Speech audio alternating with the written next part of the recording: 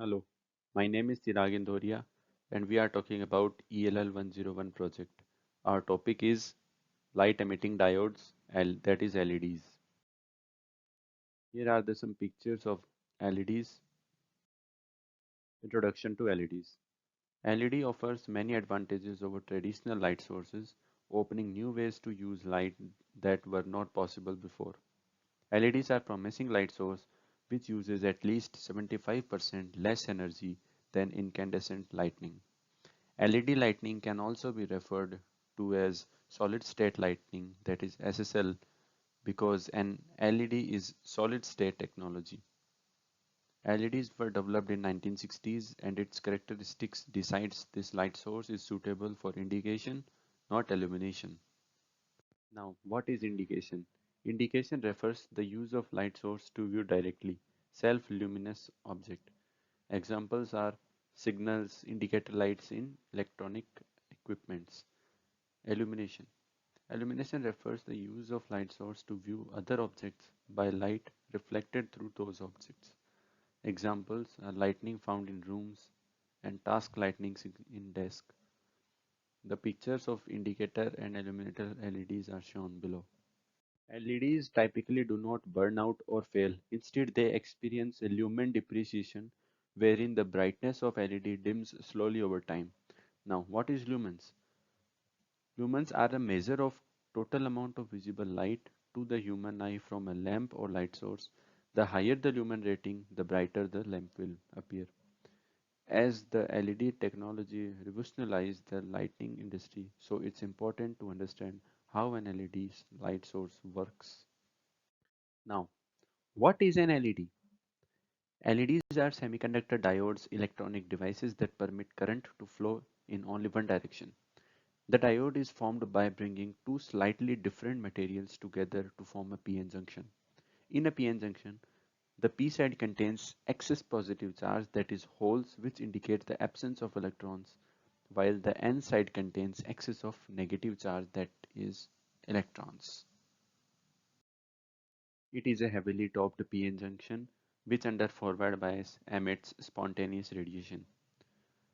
The forward bias means is that the P side of the diode is attached to the positive terminal and the N side is fixed to the negative side of the battery. The diode is encapsulated with the transparent cover so that emitted light can come out. Now we'll see how LED works.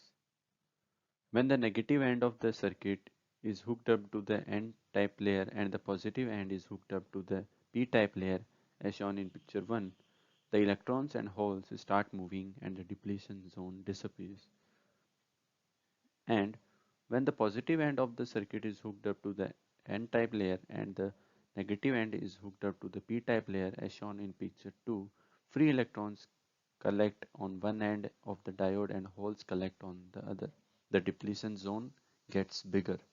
When current flows across a diode, electrons are sent from N side to P side where they are minority carriers, and holes are sent from P type to N type where there are also minority carriers. The holes exist at lower energy level than the free electrons. Therefore, when a free electron falls, it loses energy. The energy released due to fall of free electrons is in the form of photons. Photons with equal energy or slightly less than the band gap are emitted. The color of the light is determined by the energy of photon. This is the energy band diagram of LED. Here we can see electrons are on higher energy level than the holes and the electrons fall and release energy. This is the structure of LED. Now, what determines the color of the LED? The material used in the semiconducting element of an LED determines its color. There are mainly two types of LEDs. First is made up of aluminum, gallium, indium phosphide alloys for red, orange, and yellow LEDs, and indium gallium nitride alloys for green, blue, and white LEDs. Slight changes in the composition of these alloys change the color of the emitted light. Here we see different semiconductor compound gives different color of light and wavelength. VI characteristics of LED. The VI characteristics of a LED is similar to that of silicon junction diode, but the threshold voltages are much higher and slightly different for each color. The reverse breakdown voltages of LEDs are very low, typically around 5 volts. Now, one question arises that what makes LEDs suitable for illumination applications? In the image shown, we see the improved designs of LEDs to increase the efficiency. LED construction has also changed to make them more efficient. The crystals forming early LED junctions were grown on light-absorbing substrate materials.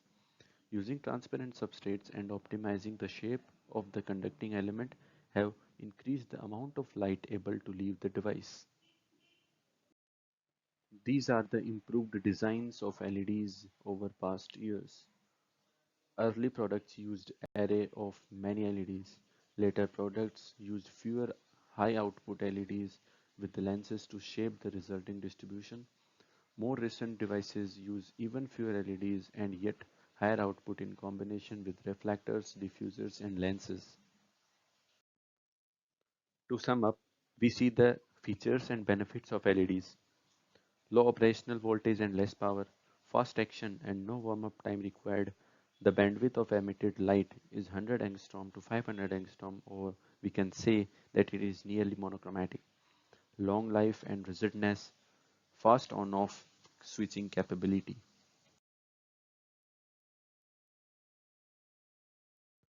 Thank you for your attention.